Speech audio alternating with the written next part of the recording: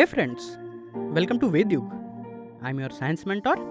So dear friends, पिछले video तक हमने देखे थे कि कैसे हीट जनरेट होती है या फिर हीट ये इफेक्ट हमें दिखता है when there is a power supply या फिर जब इलेक्ट्रिक सप्लाई जहाँ पे होता है हमें हीट दिखती है. तो हमने पिछले वीडियो में देख लिए थे.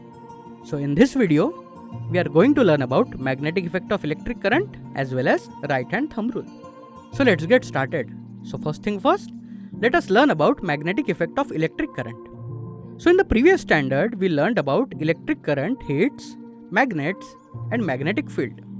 आपने बचपन में वो जो दो एक साइज के एक कलर के दो अलग अलग मैग्नेट्स मिलते थे जिसे आप बचपन में उछालते थे और आवाज़ आता था तो आपको मज़ा आता था. बट मैग्नेट भी कैसे एनर्जी सप्लाई कर सकता है तो चलिए देखते हैं. So talking more about electric current and magnetic fields which have a relationship. ये आपको आपके स्क्रीन पे डायग्राम के जरिए कुछ चित्र दिख रहे होंगे बट वो क्या है उसे समझते हैं. So talking more about magnetic effects of electric current, you can see the needle moving when there is the current supply. It was introduced to us by Hans Christian Ørsted. So Ørsted discovered how electricity and magnetism are connected.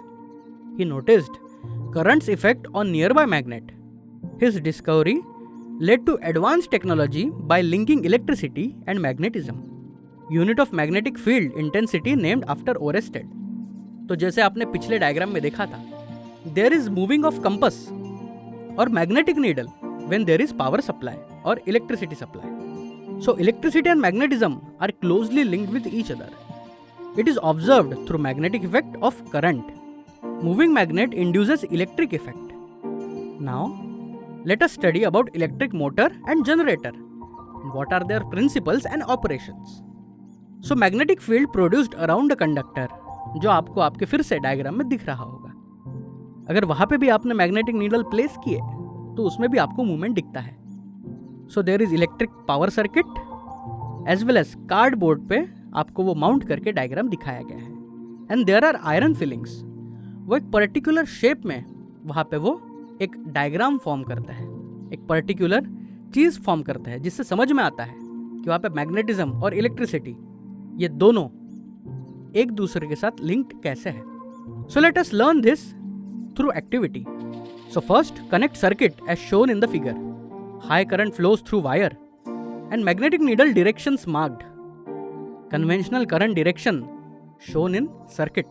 तो ये चीज़ें आपको पहले करनी है. Now, changes with increasing or decreasing current observed. ये आपको observe करना है कि जब भी करंट बढ़ता है या फिर कम होता है तो चेंजेस क्या होते हैं. So the magnetic needle near wire and iron fillings on cardboard show effects. So circular arrangement of iron fillings due to magnetic field around the wire. So जैसे मैंने बताया उस डायग्राम की तरफ देख के कि वहाँ पे एक पर्टिकुलर सर्कुलर अरेंजमेंट होती है आयरन फीलिंग्स की which is because of magnetic field around the wire. But dear friends, you should always remember the current carrying conductor creates magnetic field.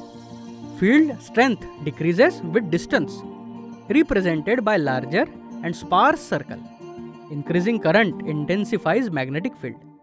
Yes dear friends, जैसे हम इस part में पहले से बोलते आ रहे हैं कि दोनों चीज़ें इन इलेक्ट्रिकल सर्किट या फिर इलेक्ट्रिकल करंट और मैग्नेटिक फील्ड ये इंटरलिंक्ड है. सो जैसे जैसे करंट इंटेंसिफाई होता जाएगा वैसे वैसे मैग्नेटिक फील्ड भी स्ट्रांग होती रहेगी. So let's move forward and now let us learn about right hand thumb rule. So it is handy rule for determining magnetic field direction in a current carrying conductor. Dear friends, let's imagine holding conductor. Thumb indicates current direction. Fingers around conductor indicate magnetic field direction. ये मैं आपको फिर से आपके लिए repeat करना चाहूँगा. समझ लीजिए कि आप एक कंडक्टर पकड़े हो जिसमें आपका थंब इंडिकेट कर रहा है direction of the current and the fingers around conductor जो इंडिकेट करता है the direction of magnetic field. ये आपको आपके स्क्रीन पर एक डायग्राम के जरिए शो किया गया है. सो यहाँ तक हमने सीखा दोस्तों इस पार्ट ऑफ द वीडियो में कि राइट हैंड थंब रूल क्या होता है और मैग्नेटिक इफेक्ट या फिर मैग्नेटिक फील्ड ये इलेक्ट्रिकल अप्लायंसेस से या फिर इलेक्ट्रिकल सर्किट से या फिर इलेक्ट्रिसिटी से कैसे इंटरलिंक्ड होता है. So in the next video, we will learn about how magnetic fields are produced by circular loops and by solenoids. So I once again insist you to observe the things in your surrounding so that your concepts will get clear. Because जितना आप observe करोगे आपके surroundings में उतना ही आपको science नज़र आता है, और साइंस एक बार आपने ऑब्जर्व कर लिया तो वो कंसेप्ट आप कभी नहीं भूलते. So let us meet in the next part of the video. Till then, happy learning.